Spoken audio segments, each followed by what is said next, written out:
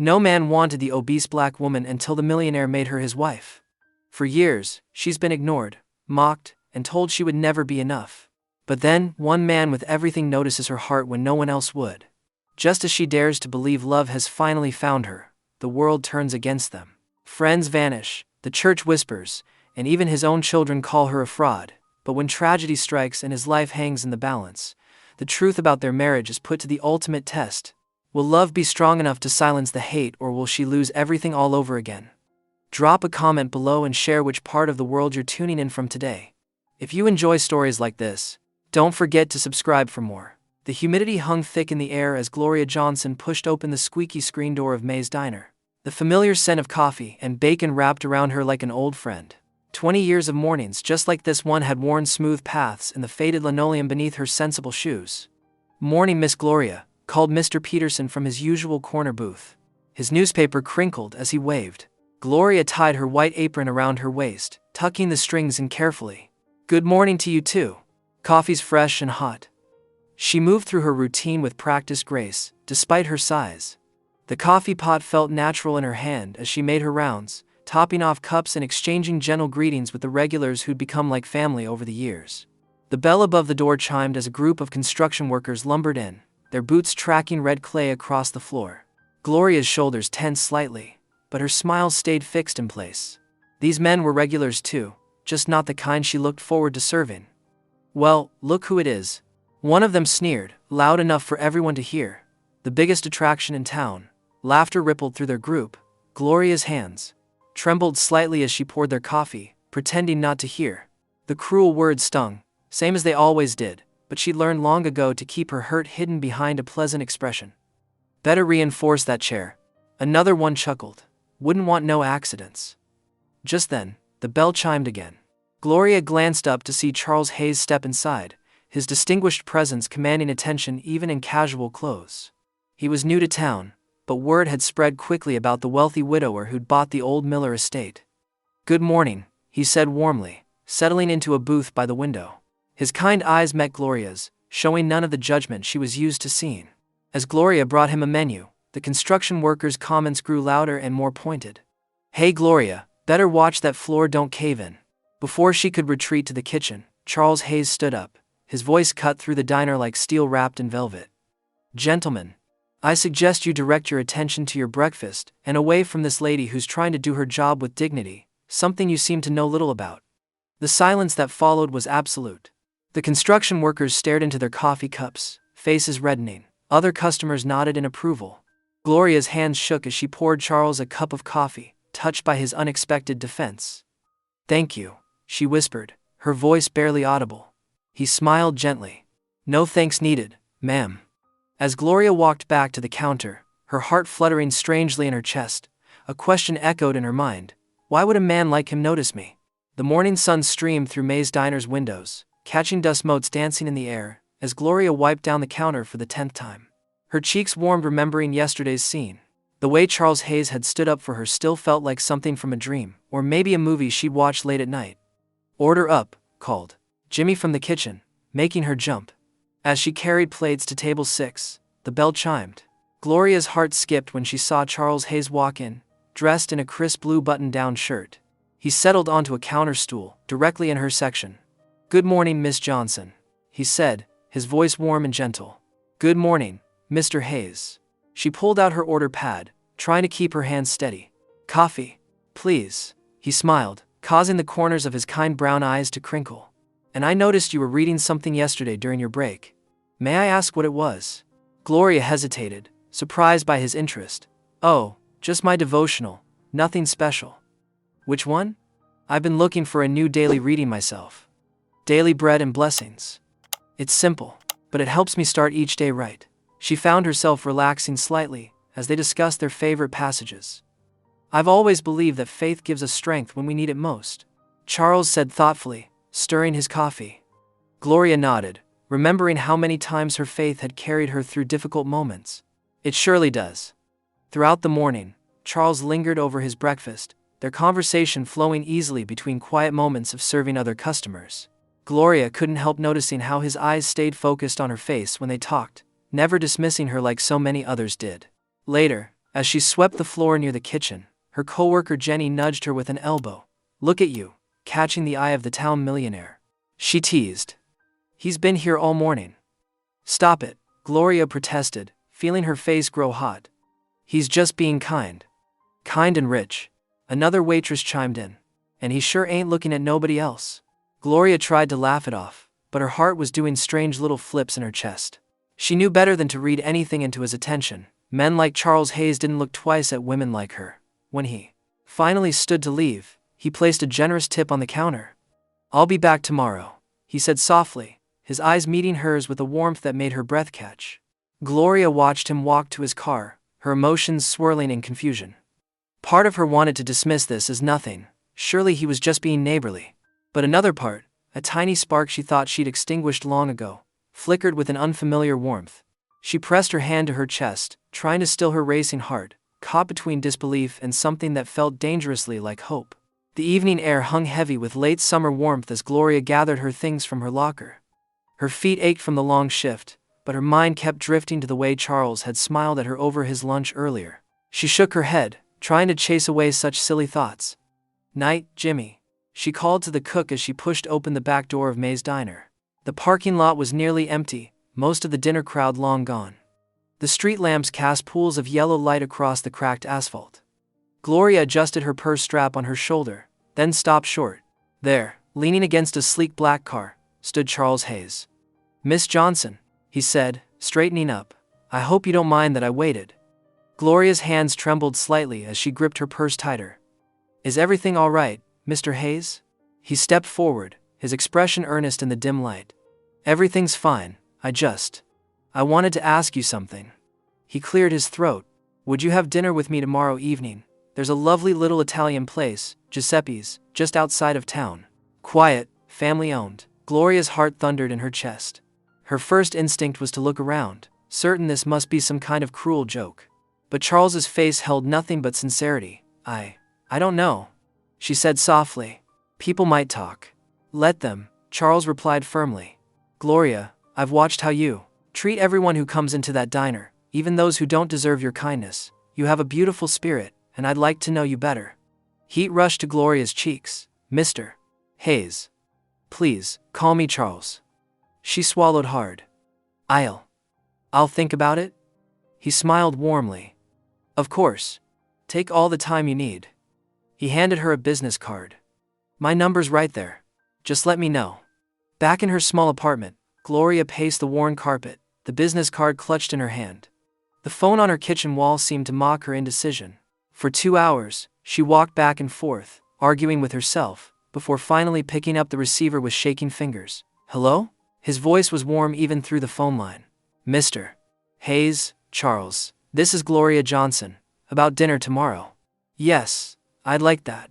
After they worked out the details, Gloria sat on the edge of her bed, pulling out her best church dress from the closet. She smoothed her hands over the navy blue fabric, touching the delicate lace at the collar. It was the nicest thing she owned, but would it be enough? "Lord," she whispered, her fingers tracing the hemline across her lap. "If this is real, help me not to be foolish." Gloria's hands trembled as she parked her old Chevrolet in front of Giuseppe's restaurant. The clock on her dashboard read 6:45, 15 minutes early.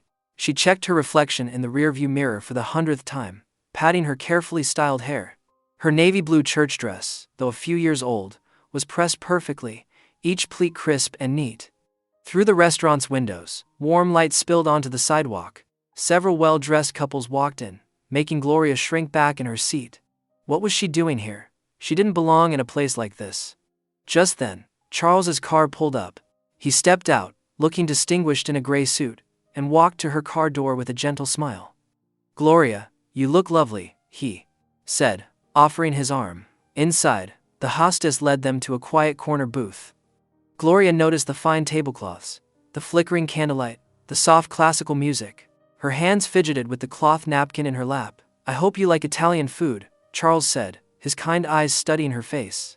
"I've never been here before," Gloria admitted softly. "It's beautiful." After they ordered, Charles leaned forward. "Tell me about yourself, Gloria. What are your dreams?"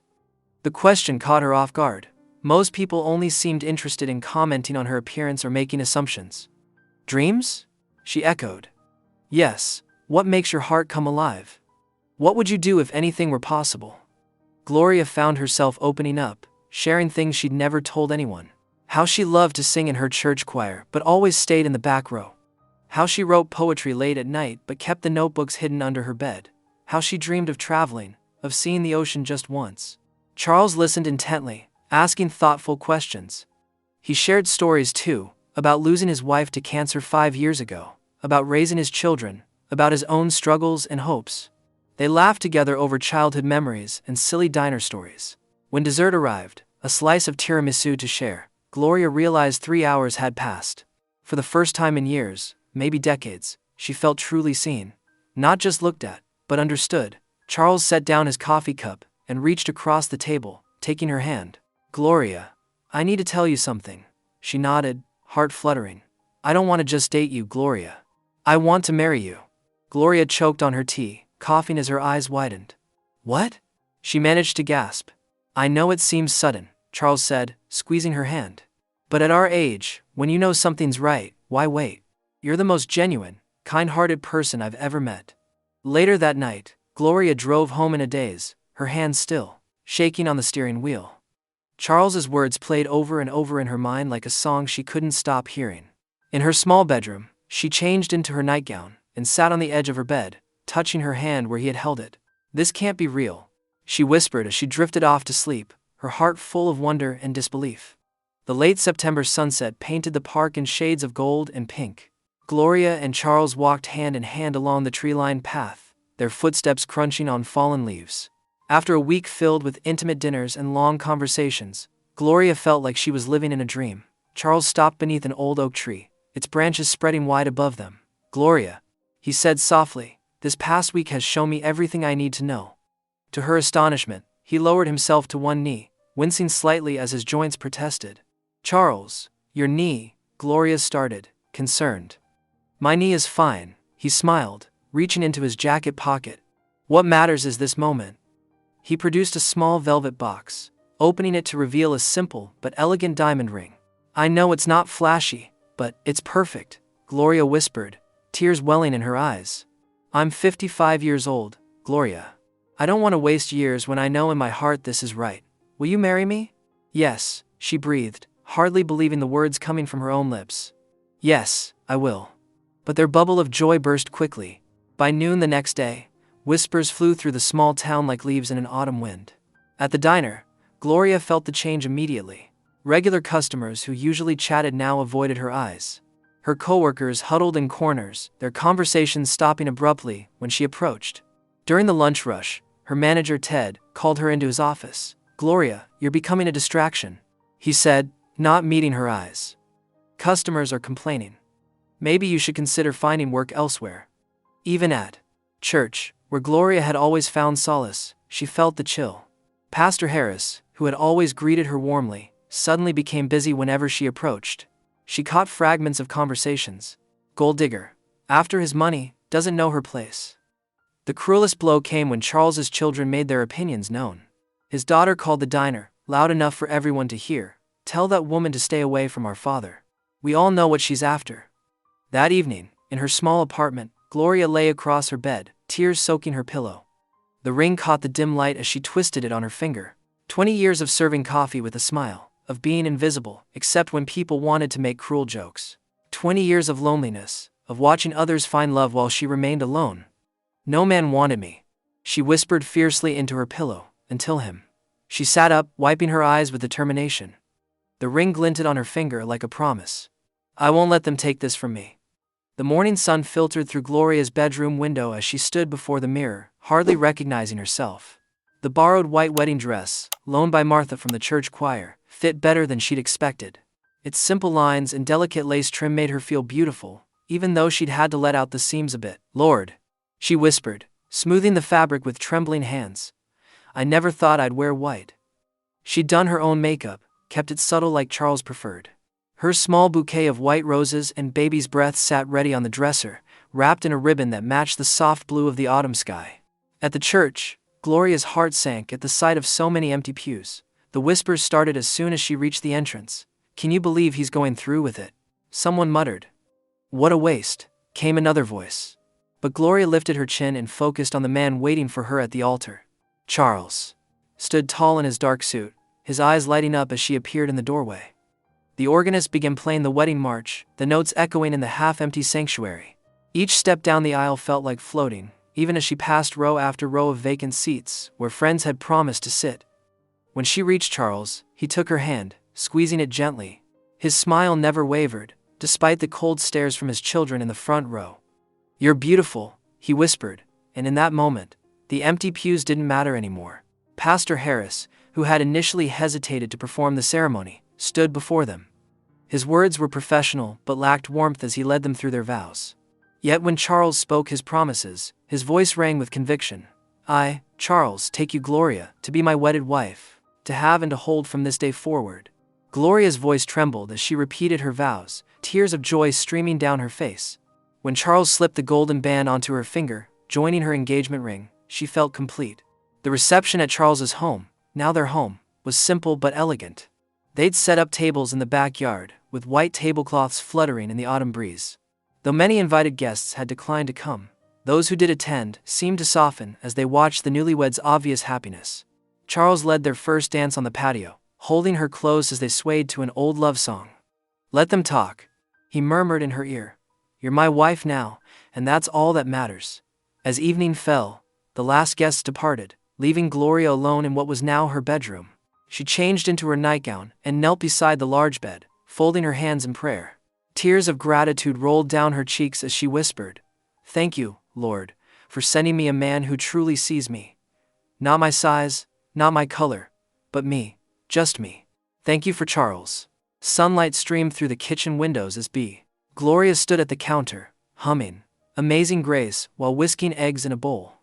The morning air filled with the aroma of coffee and fresh biscuits.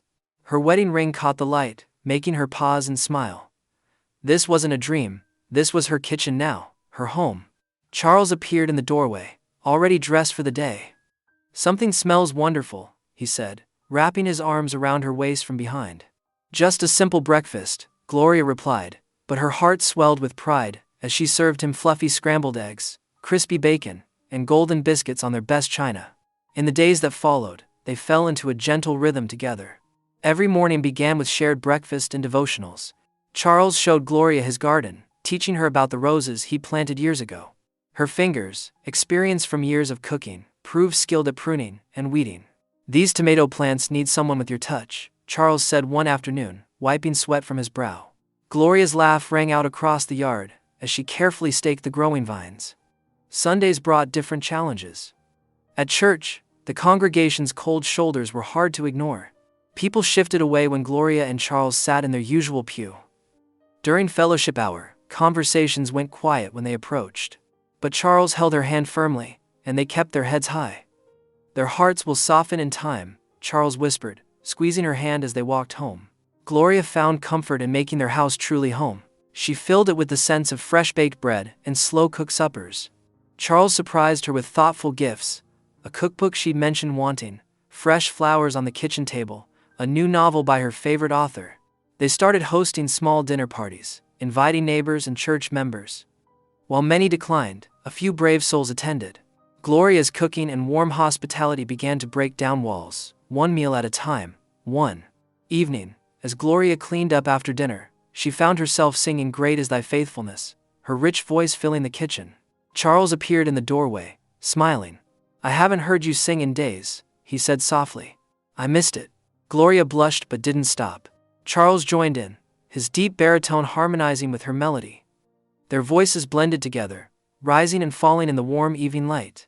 The sound echoed through their home, chasing away the last shadows of loneliness from empty corners. As the final notes faded, Charles pulled Gloria close. "This house hasn't felt this alive in years," he murmured. Gloria rested her head on his shoulder, feeling the vibration of the hymn still humming in his chest.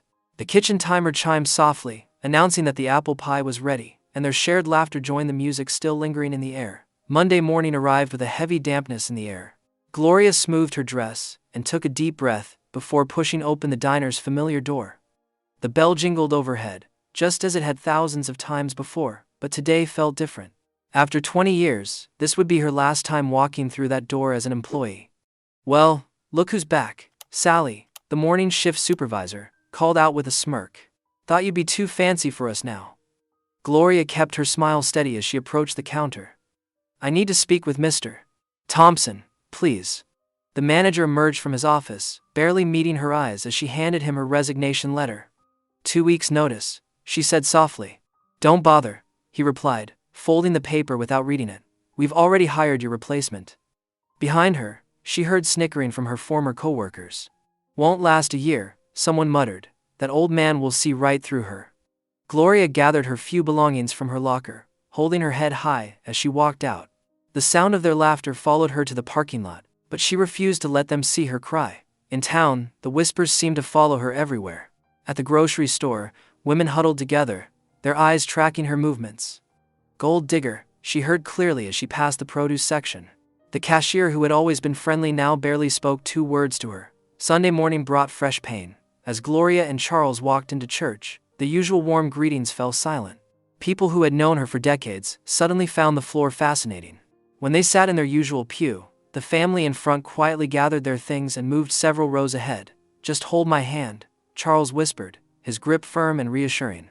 The visit from Charles's children came without warning that afternoon.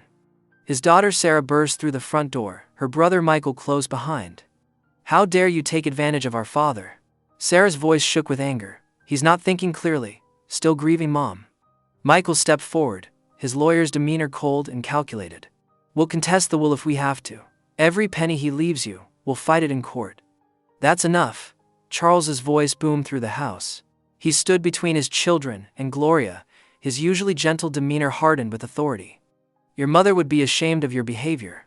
Gloria is my wife now, and she deserves your respect." "You're being used, Dad," Sarah pleaded, tears in her eyes. "Can't you see it?" That night, Gloria lay in bed, her thoughts tumbling like clothes in a dryer. Charles's steady breathing beside her provided little comfort as doubt crept in. She turned to face him, her voice barely a whisper. "What if I ruin your family?" Charles pulled her closer, pressing a gentle kiss to her forehead. "They'll see your heart in time," he murmured, his voice certain and strong, "just like I did." 3 weeks after the confrontation with Charles's children, he found Gloria in their garden, tending to her newly planted roses. The morning sun caught the silver threading through her dark hair as she hummed softly to herself. "I've been thinking," Charles said, settling onto the wooden bench beside her. "What if we hosted a charity gala? Something to help the struggling families in town, especially those hit hard by the factory closing." Gloria's eyes lit up. "Really? You'd want me to help organize it?" "Not help lead it," Charles smiled, taking her soil-dusted hand in his. "This is your chance to show the town your heart." For the next 2 weeks, Gloria threw herself into the preparations with passionate dedication. She spent hours in their kitchen, testing recipes and planning the menu. Her famous peach cobbler would be served alongside elegant hors d'oeuvres. Every detail mattered. She personally wrote each invitation in her careful handwriting, praying over each name. Even those who had whispered about her received invitations. "Love your enemies," she reminded herself, addressing envelopes to her former co-workers at the diner. The day of the gala arrived clear and warm. Gloria had transformed their home's spacious backyard into an enchanted evening garden. Twinkling lights draped between trees, and tables dressed in crisp white linens dotted the lawn. Fresh flowers from her garden graced each centerpiece. As guests began arriving, Gloria greeted them in a simple but elegant navy blue dress Charles had insisted on buying her. She moved through the crowd with grace, making sure every guest had what they needed. Her natural warmth began to melt even the coldest shoulders.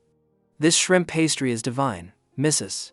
Anderson, one of her harshest critics from church, admitted reluctantly. "Would you share the recipe?" "Of course," Gloria beamed. "I'd love to teach you how to make it." The evening progressed like a gentle stream, conversation and laughter flowing freely.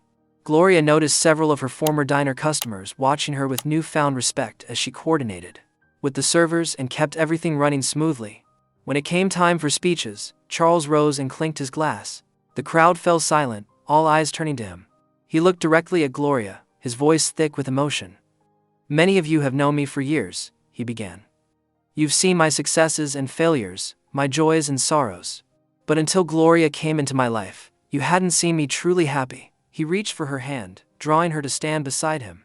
She is the heart of my life, the proof that God's greatest gifts often come in unexpected packages. Her kindness, her strength, her faith, these are worth more than any fortune. Gloria felt tears welling in her eyes as she stood beside her husband. Around them, she saw faces softening, genuine smiles replacing forced politeness. Mrs. Anderson wiped away a tear. Even Sally from the diner gave her a small nod of acknowledgement. In that moment, surrounded by the warmth of acceptance and her husband's love, Gloria felt truly radiant. She squeezed Charles's hand, her heart overflowing with gratitude. For the first time since their wedding, she felt not just loved, but truly seen by her community. The last guests departed just after 11 o'clock, leaving behind empty plates and echoes of laughter. Gloria hummed softly as she gathered silver trays from the garden tables, the evening's success warming her heart despite her aching feet. Charles insisted on helping, though she protested he should rest. It was perfect, wasn't it? Gloria smiled, carefully stacking dessert plates in their kitchen. The warm glow from under cabinet lights cast soft shadows across the granite countertops. I think Mrs. Anderson might actually like me now. Charles chuckled, carrying in a heavy tray of unused glasses. They're finally seeing what I've always seen in you, my love. He set the tray down and reached for another one. Suddenly, Charles's face contorted. The tray crashed to the floor, glasses shattering across the tile. His hand clutched his chest, fingers gripping his white dress shirt. Gloria, he gasped, stumbling backward. Charles. Gloria rushed forward as his knees buckled. She caught him as best she could, but his weight brought them both down. His head landed in her lap, face ashen. Help! She screamed, her voice piercing the quiet house. Somebody help us! Their neighbor, Dr. Reynolds, had lingered in the driveway, talking with his wife. He burst through the back door at Gloria's cries. Call 911. He barked at his wife, dropping beside Charles. The next hour passed in a blur of flashing lights and sirens. Gloria rode in the ambulance, clutching Charles's limp hand as paramedics worked around her. Her prayers came in desperate whispers. Please, Lord, please. At the hospital, nurses whisked Charles away through double doors, leaving Gloria alone in the harsh fluorescent lights of the emergency room. She sank into an uncomfortable plastic chair, her beautiful navy dress now wrinkled and stained with sweat. 3 hours later, just past 2 in the morning, familiar angry voices echoed down the hallway. Charles's children had arrived. His daughter Margaret stormed into the waiting room first, her designer heels clicking against the linoleum. What did you do to him? Margaret demanded, towering over Gloria. Pushing him to host that ridiculous party, making him work like a servant in his own home.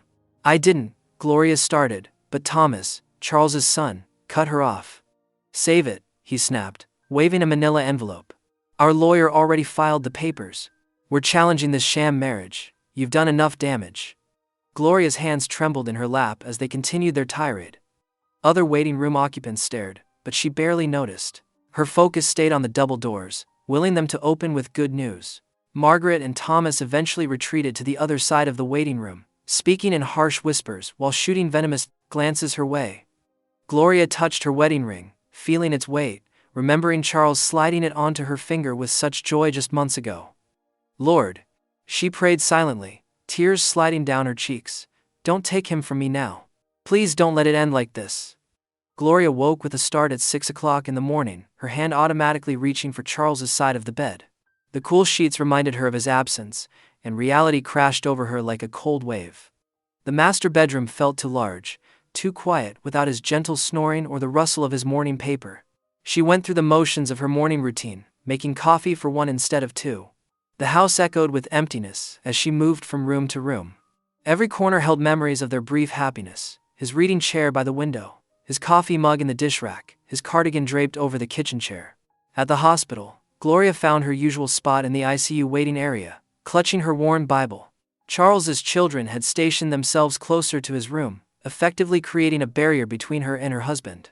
Margaret's designer handbag occupied the chair next to her, while Thomas paced with his phone, speaking in hushed tones about legal matters. Mrs. Hayes? A nurse called out, and both Gloria and Margaret stood up.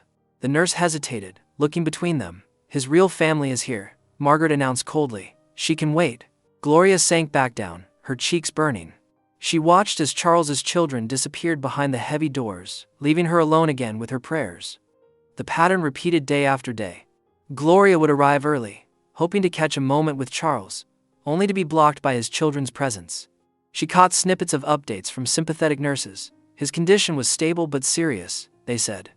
He needed rest. Evenings became the hardest part. She'd return to their empty house, heat up a microwave dinner, and eat, alone at their large dining table. The silence pressed in around her, broken only by the occasional ring of the telephone, usually someone calling to ask pointed questions about Charles's condition or to share their concerns about the marriage. One particularly dark night, after a day of being completely ignored at the hospital, Gloria pulled her old suitcase from the closet. Her hands shook as she began folding clothes into it. Maybe everyone was right. Maybe she was just causing more pain by staying. Lord, she whispered, tears falling onto a blouse she'd just folded. I don't understand your plan anymore. A knock at the door startled her. She opened it to find Miss Ruby, a regular from her diner days who had always been kind to her. The older woman took one look at the suitcase visible through the doorway and shook her head. Child, what do you think you're doing? Miss Ruby asked, stepping inside without waiting for an invitation. I just thought maybe it would be better if you what? Ran away? Left that good man when he needs you most? Miss Ruby's voice was gentle but firm. She took Gloria's hands in hers. God doesn't make mistakes, honey. He brought you two together for a reason. Don't you dare give up now. Gloria looked at her packed suitcase, then back at Miss Ruby's determined face. Slowly, she nodded and walked to the closet, returning the suitcase to its dark corner. Her heart felt lighter, despite everything. Maybe she just needed someone to remind her that faith wasn't about having all the answers. It was about trusting God's plan, even in the darkest moments. The autumn sun filtered through the study's heavy curtains as Gloria stood before Charles's children. A week had passed since his collapse, and though he was stable, the doctors kept him under close observation. The tension in the room was thick enough to cut with a knife as Margaret, Thomas, and their younger sister Sarah sat rigidly on the leather couch, legal papers scattered across the coffee table. Gloria smoothed her simple dress, taking strength from the small cross pendant Charles had given her. I know you all think I'm here for Charles's money, she began, her voice soft but steady, but there's something you need to know about me.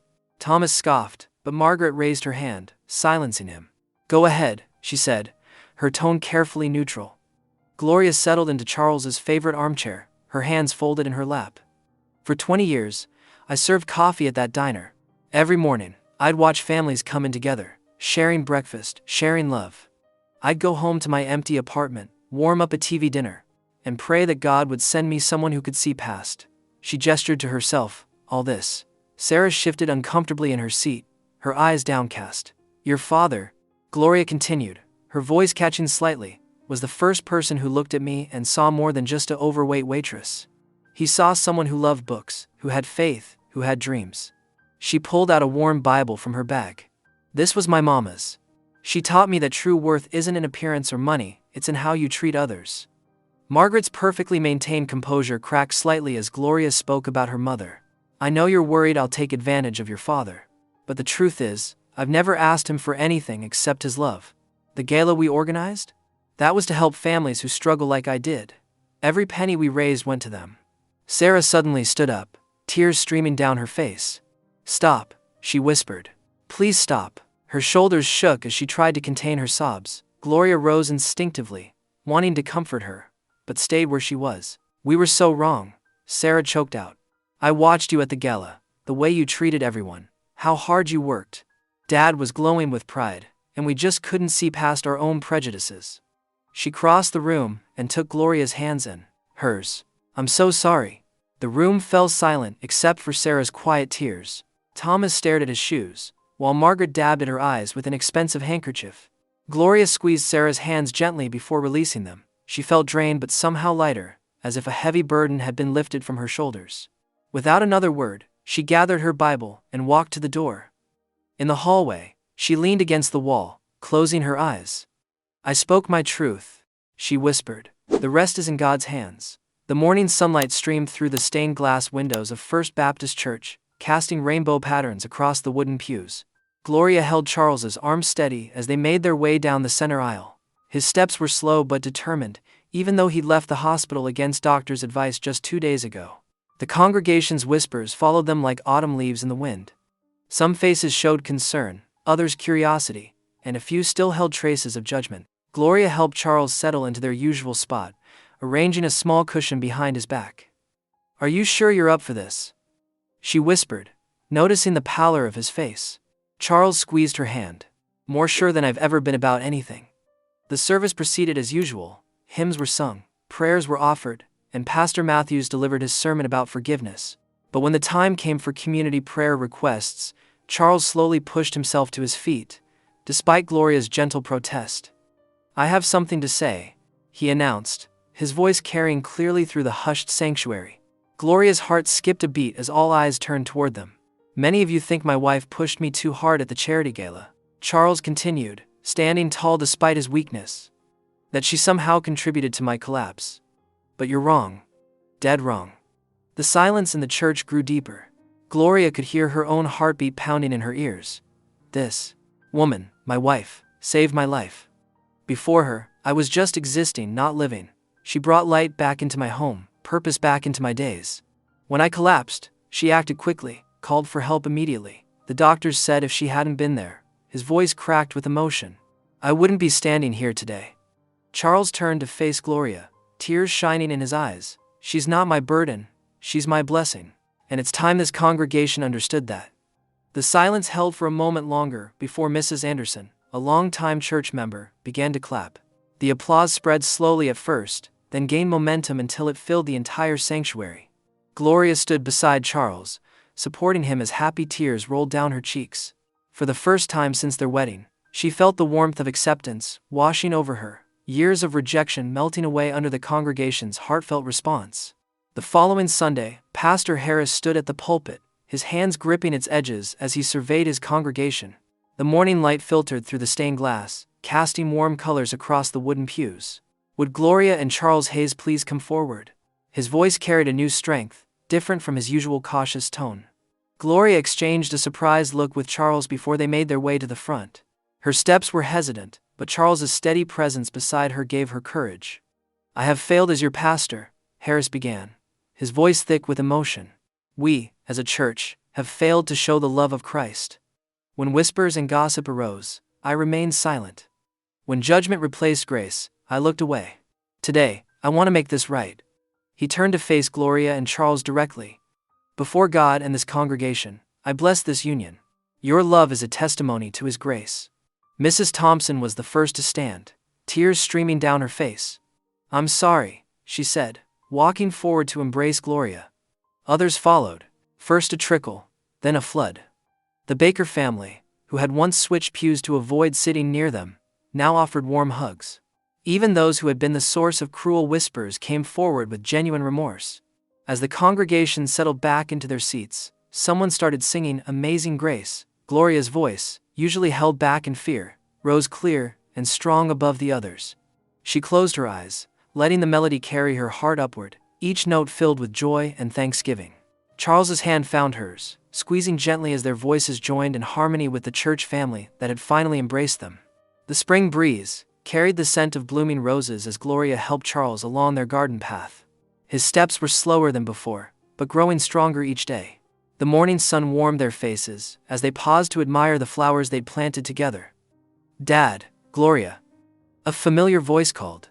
They turned to see Charles's children approaching, arms full of colorful bouquets.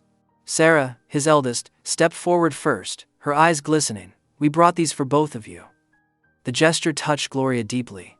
Over cups of sweet tea on the patio, the family talked openly about their fears and regrets.